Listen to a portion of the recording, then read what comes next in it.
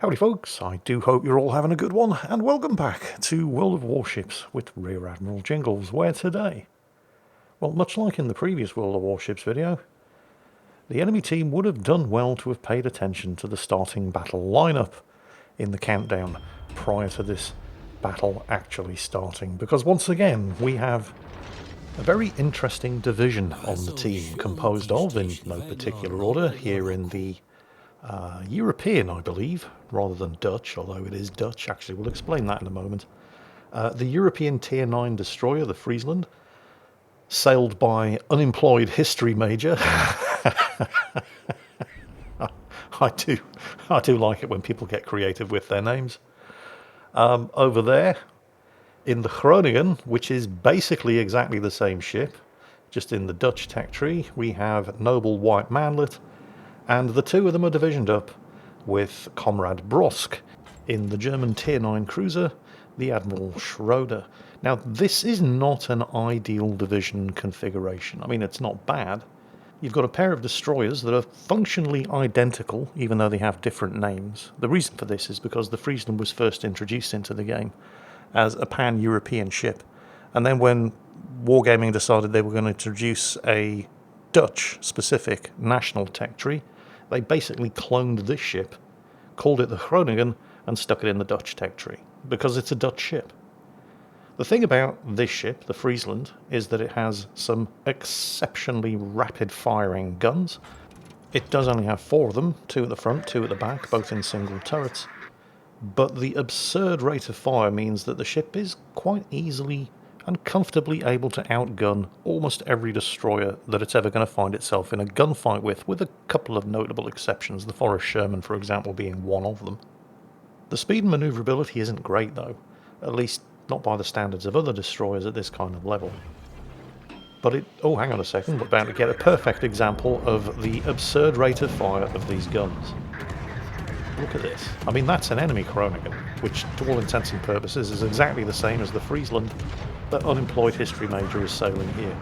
And we're just in time to witness a perfect example, not just of the absurd rate of fire of these guns, but the two other things that make this ship, well, ships I suppose, the Friesland and the Groningen, because they're exactly the same ship, just spelled differently. But the two other things that make this a very competitive destroyer are the smokescreen generator, which is basically to all intents and purposes an American smokescreen generator, and the hydro, which isn't quite up to German standards, but it's pretty damn good, as you can quite clearly see. The smokescreen generator deploys forever, allowing you to create huge smoke screens for half the team to hide behind, and it sticks around forever as well.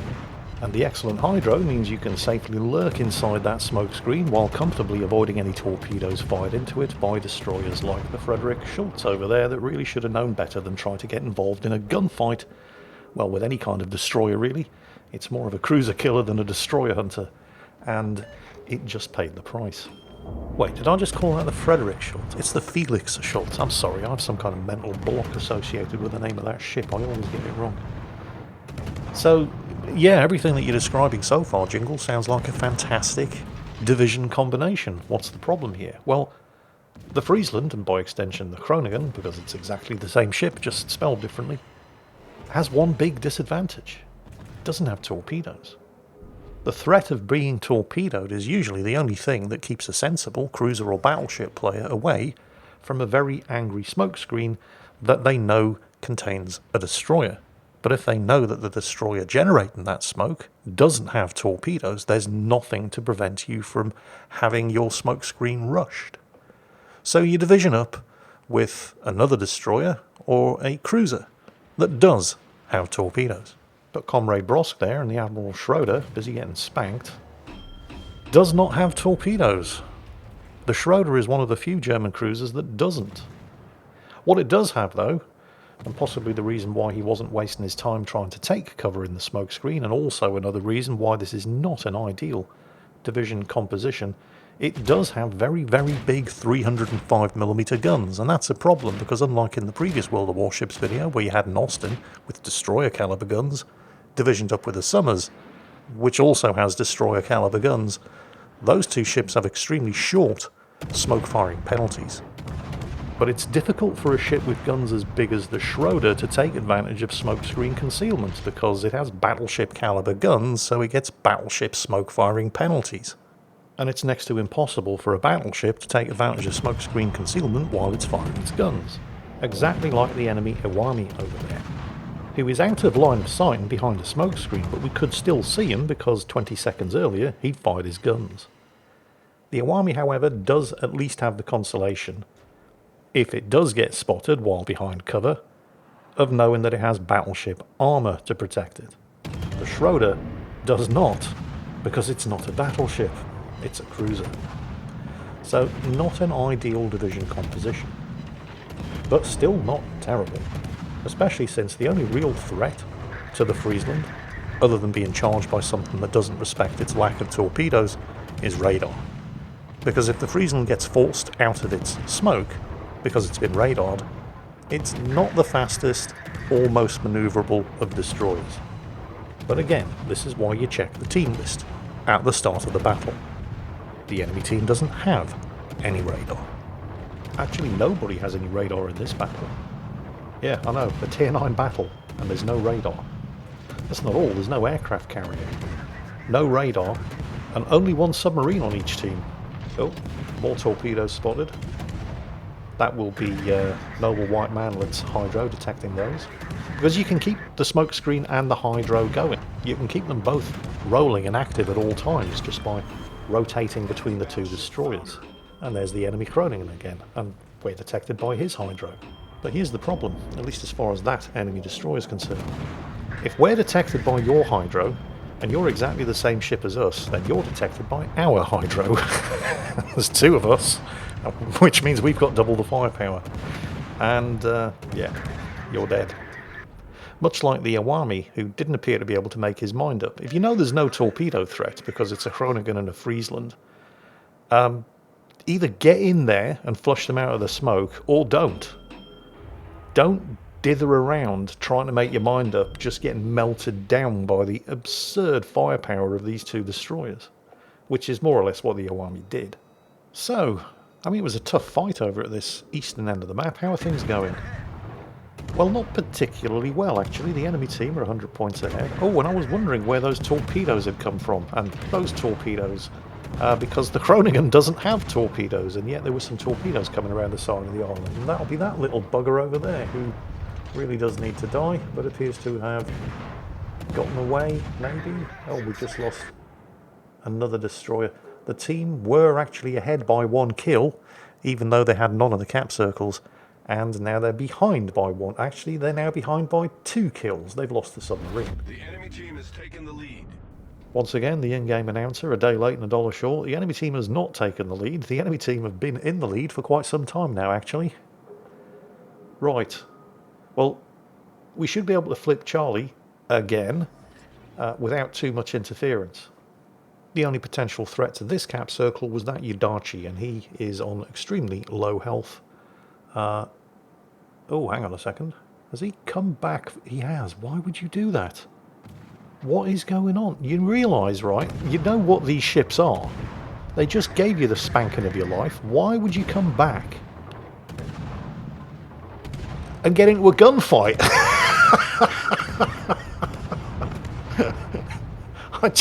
Okay, we'll take it.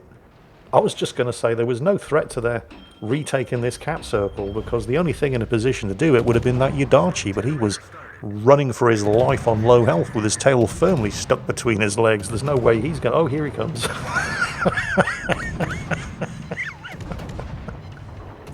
Straight back into the gunfight, blazing away with his single forward turret with its 9-second reload. What the hell? Unfortunately, despite our heroes flipping the cap circle at Charlie, and despite the Yudachi's noble sacrificial attempt to even up the scores somewhat, the team are still getting spanked. They continue to lose ships at a horrific rate, having just lost their Rook and their Shores.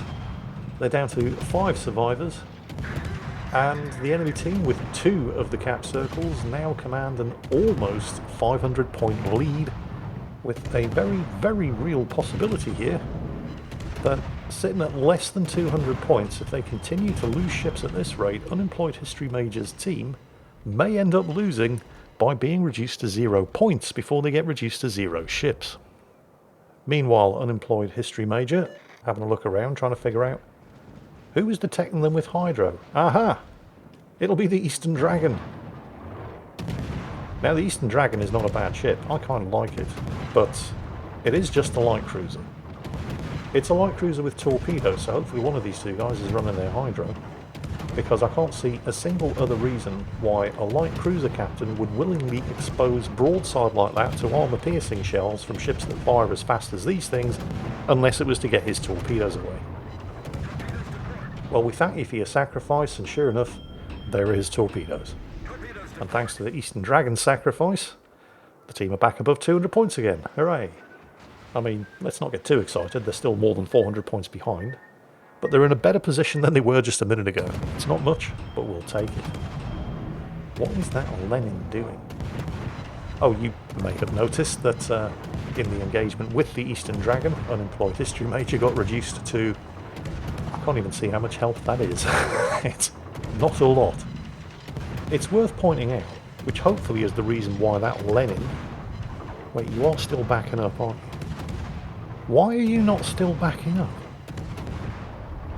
I was about to say, it's worth pointing out that with this kind of commanding lead in 2 of the 3 cap circles, and the fact that our heroes have to go through all of those enemy ships in order to take any further cap circles, the only thing the enemy team need to do now to win, with a 500 point lead, is sit where they are. They've just sank the Kansas, the only possible threat to their flank. All of their enemies are right here in front of them. So, in order to win, with 2 caps and a 500 point lead, they just need to sit on the other side of that island, defend that cap circle and say, "Come at me, bro," and they're going to win. So naturally the Lenin chose violence, coming around the corner broadside on to an Alsace of all things, and got himself bitch-slapped into oblivion. Next, please, send more ships, because if the enemy team continue to attack when all they have to do is stay where they are, we might actually win this. Hello? Where have they all gone? Oh, that's not good. That's not good at all. I mean, there's a very suspicious looking smoke screen over there, but there's no sign of anybody else, which could mean that they're actually thinking about this. The enemy is about to win. For once, the in-game announcer is right on the money. The enemy is about to win. They're 500 points ahead with 2 caps and a 1-kill lead. Our heroes have to take the fight to them. All they have to do is sit where they are and defend. And they've got this. And it looks like they're sitting where they are and defending. I mean, I know this is called a game of throws, but the question at this point is, which team is the one that's going to throw? Yeah, it might not be too much of a spoiler. I mean, Unemployed History Major team aren't in the position of throwing anything. They are firmly behind. They need to grab some caps and get some kills. And there's the cap, but there's nothing to kill. The Alsace is taking the lead. There is an Admiral Schroeder on the enemy team, by the way. Oh, there he is. That was not a terrible idea, actually. He was lying in wait around the island, waiting to ambush whoever came around the corner. It's just unfortunate for him that the first thing that came around the corner was the battleship, the Alsace. Oh well. It was worth a try. Wasn't that a bit risky, though, for the Alsace, coming around a corner blind like that? I mean, he could have gotten torpedoed. Well, not if you're paying attention to what you're actually fighting, because there are no torpedoes. This is another reason why it's very important to actually know what you're fighting and look at that team list at the start of the battle, and then have a look at what's left. The enemy team can still win very easily. They have a massive points lead, and they really only need to hold on to 1 cap circle and not die for the next 2 minutes, and they'll win on points. So, naturally, they all choose violence. Because of course they do. And the thing here is, I mean, if you look at the enemy Groningen over there behind the island, and Unemployed History Major here in the Friesland, they're both exactly the same ship. And they're both at more or less exactly the same health. So, unemployed history major pops a smoke screen before he starts shooting, and the enemy Groningen isn't at least charging out into the open with less than 1,000 health. He's trying to take cover behind the island, but he can't actually shoot at anything there. And unemployed history major can shoot at him. He doesn't have to score many hits in order to sink him. The Strasbourg very foolishly decided to give broadside to an Alsace and a Schroeder's battleship caliber guns at what must be point blank range. Here comes the Bismarck. There are now only 2 enemy ships remaining, that Bismarck and a Colorado. The Bismarck is now enjoying the opportunity to die in the shade. You'll notice that his fearsome secondaries are not firing. Thanks to the combination of smoke screens provided by the 2 destroyers, he's decided that this might be a good idea to get the hell out of here. Actually, it would have been a good idea to get the hell out of here around about 3 or 4 minutes ago, but hey, it's the thought that counts. He's getting whittled down. Almost went undetected, still got line of sight. He's actually able to start shooting at the Alsace there, I think. Oh, and some shots coming in from across the map. That'll be the Colorado. Again, a day late and $1 short, as the Colorado normally is because it's so damn slow. But the Colorado has arrived, well, too late to do anything to assist his teammates. The Bismarck is about to die, which means the Colorado has arrived just in time to not be able to run away and win this game on points. Which he could still technically do. Actually, no, there's no chance of it. There's 4 minutes of this game left. 2 cap circles and less than, actually slightly more than 100 points difference. In 4 minutes, the 2 caps can make up that difference. So now the Colorado has no choice. He has to fight. He does have the good sense to take out Comrade Brosk in the Schroeder, because that's an easy kill. Unfortunately, while doing so, he's given broadside to the Alsace. So... yeah, unemployed history major, tempted to start shooting. Might want to check to see which way the Colorado's guns are pointing, because it really would not do... Oh, he's been spotted, what the hell. May as well. Go for it. Colorado's guns on pointing this way. Anyway, the Alsace charging in there at full speed. A kill or a ram would do, and he gets the kill. Thus bringing episode 5 of the 2nd season of A Game of Throws to an entirely predictable ending. Hope you enjoyed it, and as always... take care, and I'll catch you next time.